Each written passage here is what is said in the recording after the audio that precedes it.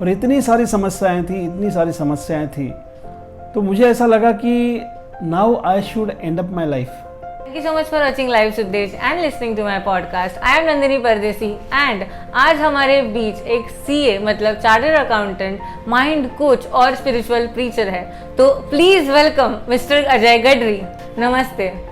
नमस्ते। तो आज हम लोग ये बात करने वाले हैं कि हमारे जो टीनेजर्स हैं वो लाइफ में बहुत परेशान है, ठीक है। तो आप जब टीनेजर थे तब आप सीए हो, तो आपने खुद का करियर खुद चूज किया था या फिर कोई आपको करियर गाइडेंस दिया था तब? अभी सही अगर बात बतानी है तो मैं सीए बनना चाहिए, ये मेरे पिताजी का सपना था। और उस वक्त मैं 18-19 साल का था। और आज जितना सोशल मीडिया के ज़रिए हर एक टीनएजर को बहुत कुछ जानकारी होती है, उतना उस समय 25-30 साल पूर्व नहीं थी। तो सीए के बारे में मैंने इतना नहीं सुना था, लेकिन जैसे ही मैं एक वरिष्ठ सीए उनके पास ट्रेनिंग लेने के लिए गया, तब मुझे पता चला कि yes, this is a very great profession, and then I started enjoying that profession. जब आप सीए करते हो तो बहुत सारी 3 एग्ज़ाम देने पड़ती है, तो वो एग्ज़ाम बहुत डिफ़िकल्ट होती है। तो आपको सीए बनने का जो जुनून था आपका, सक्सेस मुझे सीए बनना ही है, वो किसने आपको मोटिवेट किया था कि नहीं आप सीए बनोगे? कभी कभी होता है ना कि नहीं मैं नहीं बन सकता, ये नहीं हो सकता, तो आपको क्या पुश मिला था कि आप सीए बन गए? मुझे अभी भी याद है, मेरे जीवन में बहुत सारा संघर्ष था, आर्थिक था, पारिवारिक था, so many things are there. I was not settling in my life and I cleared my CA inter, और CA फाइनल हो नहीं रहा था। और तब सौभाग्य की बात ये रही कि मैं इस्कॉन से जुड़ा हुआ था, तो थोड़ी बहुत साधना भी कर रहा था मैं उस समय। और फिर बाद में ऐसा लग रहा था कि क्या चल रहा है, मतलब मैं कोशिश तो कर रहा हूँ प्रोफेशनल बनने का, लेकिन ये सपना मेरा पूरा नहीं हो रहा है। तो साधना भी करना है, ये भी करना है, इस द्वंद्व में मैं फंसा रहता था। तो उस वक्त हिज ग्रेस राधा गोपीनाथ प्रभु जी, इनसे मैं एक बार वार्तालाप कर रहा था, और वो मुझे बता रहे थे कि किस तरह से साधना करनी चाहिए और किस तरह से हमें सिंसियर होकर पढ़ना भी चाहिए। तो मैंने एक बात उनको बताई थी कि मैं ये सीए वगैरह जो भी हो जाऊंगा ना, उसके बाद में मैं परफेक्टली जो मेरा चैंटिंग है, साधना है, व्यवस्थित करूंगा, बहुत ही अच्छी तरह से करूंगा, ऐसा मैंने उनको बताया। तो उन्होंने बताया कि जो भी हमारे कार्य हमें करने होते हैं ना, वो पहले से ही हमें उसको सोचना होता है और किस तरह से करना है उसका अभी से प्लानिंग करना होता है। मैं ये बनूंगा, फिर उसके बाद में वो करूंगा। इससे अच्छा ये है कि आज से ही आप साधना भी अच्छी तरह से करो और उसके साथ साथ आपकी जो पढ़ाई भी है वो भी अच्छी तरह से करो, नहीं तो है कल का समय कभी नहीं आता। तो यस, वो बात जो है मेरे मन में आज भी मैं कभी नहीं भूलता उसे। और फिर जैसे ही उन्होंने मुझे बताया, उस तरह से मैंने प्लानिंग करना शुरू कर दिया। और जो साधना करनी थी, जो भी चैंटिंग करनी थी, वो सुबह ही मैं करने का प्रयास करने लगा, और फिर मेरा जो अभ्यास है वो भी मैं करने लगा। और फिर रियली मैंने देखा कि अपने आप को डिसिप्लिन बनाने के बाद I have seen that yes, I cleared my CA final. So that is there. So discipline should be there in your life. हम लोग क्या करते हैं हमेशा, procrastination, so that should not be there. So this is the great lesson I learned from Prabhuji. Okay, so as you said procrastination, I really want to ask you कि procrastination के ये जो difficulties है ना, ये teenagers as me, सब लोग जो भी सुन रहे हैं वो फेस करते ही है। तो आप एक या दो ऐसा टिप दे सकते हो कि प्रोक्रेस्टिनेशन से बचने के लिए? तो देखिए, प्रोक्रेस्टिनेशन उससे बचने के लिए सबसे पहला की है, हमें दृढ़ निश्चय होना है। हमेशा हम क्या करते हैं, सपने देखते हैं। सपने देखना अच्छी बात है, लेकिन सपने को पूरा करने का एक जुनून होना चाहिए। So both things should be there. Patience भी होना चाहिए और परसिवरेंस भी होना चाहिए। और जब हम ये परसिस्टेंटली सब करेंगे तो yes, we can do anything. तो क्या है, जैसा प्रोक्रेस्टिनेशन हम बताते हैं कि आज मैंने 5 बजे का अलार्म लगाया, फिर स्नूज करते करते करते 7 कब बज जाते हैं हमें पता नहीं चलता। तो हमें स्नूजर नहीं बनना है, हमें वेकर्स बनना है। So that should be that. So amazing. आपने जैसे बताया कि आप चार्टर्ड अकाउंटेंट हो, तो आपका और बुक का तो बहुत ही ज़्यादा गहरा संबंध होगा। आपकी लाइफ में बुक्स कितने ज़्यादा इम्पोर्टेंट है और उसके वजह से आपको कितना सक्सेस मिला है बुक्स के वजह से? बुक्स का ऐसा है कि मुझे पहले से ही पुस्तकें पढ़ने का बहुत शौक था। As a professional that is different thing, but I like to read spiritual books और हिस्टोरिकल बुक्स। बड़े बड़े जो लोग हैं, जैसे स्वामी विवेकानंद है, विनोबा भावे हुए, महात्मा गांधी हुए, तो इनकी मैं पुस्तकें पढ़ा करता था। तो ये मुझे पहले से ही इसकी आदत थी कि कुछ अच्छा बुक जो हमें इंस्पिरेशन प्रदान करे, तो इस तरह की पुस्तकें पढ़कर ही मुझे जीवन में कुछ करने की प्रेरणा मिली है। सबकी लाइफ में ऐसी कोई सिचुएशन होती है, हम लोग उसको नेगेटिव सिचुएशन बोलते हैं, जो आपको पीछे जाके नहीं देखना होता। तो आपकी लाइफ में ऐसी कोई नेगेटिव चीज़ें हैं जो आपको लगता है कि उससे मैं बहुत सारा चीज़ सीख चुका हूँ, तो आप शेयर करना चाहते हो? मुझे अभी भी याद है जब मैंने मेरे करियर की शुरुआत की थी, थोड़ा सा गलत तरीके से शुरुआत की थी। बहुत सारे प्रॉब्लम्स थे, फाइनेंशियल प्रॉब्लम्स थे, पारिवारिक समस्याएं थी। आज जब यूँ उन समस्याओं को मैं देखता हूँ और जो भी मेरे जो इंटरनेशनल गुरुज है, ख़ास करके माइंड कोच, उनसे मैं ये सीखा हूँ कि जो भी अपने जीवन में होता है उसकी 100% रिस्पॉन्सिबिलिटी हमारे अपने ऊपर होती है। पहले तो मैं सोचता था कि इनकी वजह से ऐसा हुआ, उनकी वजह से ऐसा हुआ, लेकिन आज पता चलता है कि yes, I was responsible for all those things in my life. तो yes, there were lot of struggle. अभी भी मुझे याद है somewhere in 2002-3 I was in अगस्त क्रांति मैदान। शाम का समय था, 7-8 बजे का समय था और मैं मेरे घर पे जाने की तैयारी में था।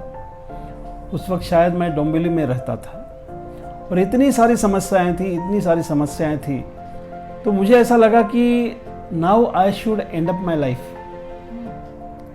सो really I was remembering that particular incidents. लेकिन yes, I will thank to ISKCON and the transcendental and eternal principles of ISKCON and whatever I read, because of that मैंने अपने आप को संभाला और फिर आगे की जर्नी जो है, फिर मैं मेरे प्रोफेशनल को भी मैंने पूरा कर लिया। फिर जो भी जीवन में मुझे करना था वो मैंने किया और आगे भी जाकर मुझे बहुत कुछ करना है। So that is the lesson from all the struggle of my life. तो आपके प्रोफेशनल करियर के बाद आप अचानक से जैसे माइंड कोच कैसे बन गए? आपका जो जर्नी है वो कैसे हुआ? वास्तविक में देखा जाए तो अचानक कुछ भी नहीं होता है। There is gradual process for everything. तो जैसे मुझे पढ़ने की आदत है, बहुत सारे पुस्तकें मैं पढ़ता हूँ, आध्यात्मिक पुस्तकें तो पढ़ता ही हूँ और साथ साथ कुछ मैनेजमेंट्स की पुस्तकें पढ़ने की मुझे आदत है। आज भी मैं उन्हें पढ़ता हूँ, जैसे ब्रायन ट्रेसी है, जैक कैनफील्ड है। तो इनकी पुस्तकें मुझे पढ़ने का बहुत ही शौक़ था और ख़ास करके इमोशनल इंटेलिजेंस, ये जो सब्जेक्ट था वो मुझे बहुत ही अच्छा लगता था। तो ये पढ़ने के बाद मुझे धीरे धीरे पता चला कि यस, हमारे अंदर ही एक कल्प वृक्ष है जिसे हम डिज़ायर ट्री कहते हैं। जो हम मांगे वो हमें मिल सकता है, so that we can get through mind. तो ये धीरे धीरे पढ़ने के बाद, और जैसे मुझे रिसर्च करने की आदत है, कुछ सुन लिया तो मैं उसे ढूंढने का प्रयास करता हूँ, फिर वो गूगल के माध्यम से हो या जो भी हो। But ultimately I am trying to trace it out with authenticated sources. Google is not always authenticated source, but I am trying to do that. So because of this study, reading, research and introspection, I gradually shifted to this particular subject of mind power. Okay. And mind power में मैंने ऐसा सुना था कि visualisation आपके life में बहुत ज़्यादा इम्पोर्टेंट रोल करता है, तो आप विजुअलाइजेशन के बारे में क्या बोल सकते हो? तो मैं बहुत बार बड़े बड़े लोगों के जो कोट्स है उसको मैं रिसर्च करने का प्रयास करता हूँ, सर्च करने का प्रयास करता हूँ। तो उसमें अजीम प्रेमजी है जो विप्रो के वन ऑफ द फाउंडर, तो उन्होंने बहुत सुंदर बात बताई कि every successful person achieve success twice in his life, once in his mind and next time in this real world. तो हर एक सफल व्यक्ति जो है दो बार सफलता प्राप्त करते हैं, एक अपने मन में और फिर उसी तरह की सफलता वास्तविक जगत में। तो यस, हम ये जो सफलता है मन के आधार पर पा सकते हैं और फिर बाद में उसका उपयोग कर हम वास्तविक जगत में उसे पा सकते हैं। क्योंकि क्या है, हमारे आंखें अगर बंद करेंगे तो सारे चित्र को हम देख सकते हैं, जो हम सोच सकते हैं, जो हम सोच रहे हैं वैसे के वैसे उसके रंग के साथ, उसके आकार के साथ उसको हम विजुअलाइज कर सकते हैं। जैसे भगवत गीता भी बताती है कि हम ऊर्जा है, we are energy and this entire universe is energy, and when we reciprocate with that energy with our energy through visualisation, then there is 100% chances of getting whatever we want to achieve in our life. It is possible, but that is the process. How to do that, that is another process. So we can learn that gradually. It is a process, it will take some time. Right. जैसे हम लोग physical health के लिए हम लोग physical yoga exercise करते हैं, तो जैसे ही माइंड के लिए हम लोग मेडिटेशन करते हैं, तो वो मेडिटेशन का महत्व क्या क्या हो सकता है सिर्फ माइंड शांत करने के लिए? देखिए, हमारे मन में बहुत सारे इम्प्रेशंस होते हैं, बहुत सारे अच्छे होते हैं और बहुत सारे बुरे भी होते हैं। लेकिन बुरे इम्प्रेशन जो है वो that is like a interruption, वो हमारे जीवन में डिस्ट्रैक्शन लाते हैं। जो भी नकारात्मक सोच है हमारे मन में वो हमारे जीवन में रुकावटें लाती है। तो उस रुकावटों को हमारे जीवन से हमें बाहर करना है, उन नकारात्मक चीज़ों को हमारे जीवन से हमें बाहर करना है और सकारात्मक जो हमारी विचार है, जो परिस्थितियाँ है, उसे ज़्यादा से ज़्यादा हमारे मन में लाने का प्रयास करना चाहिए। That is why mind is a very very powerful tool to make our self very very positively thoughtful, positively creative and positively mindful. 3 lessons that you learned from your life. So one thing that I learned from my life is patience. You have to be patience. और patience का मतलब ये नहीं है कि हमें आलसी बनना है। We have to wait for, जैसे कि कोई विद्यार्थी है, उसने एग्ज़ाम दे दिया और एग्ज़ाम देने के बाद उसको 3 महीना रुकना ही रुकना है रिजल्ट के लिए, 2 महीना 3 महीना। So patience should be there. And then perseverance, हमें करते रहना। We should not lose the hope.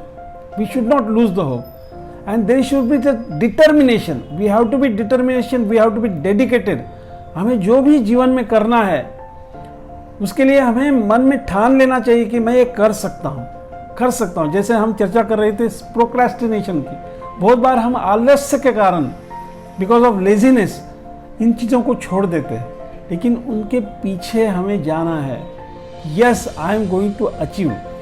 So patience is there, perseverance is there, determination, dedication. These things I learned from my life. Okay, so now we are shifting towards Bhagavad Gita. 3 things that you learned from Bhagavad Gita. So one thing is that we are part and parcel of God. We are part and parcel of Lord Shri Krishna. तो हम भगवान कृष्ण के अंश है।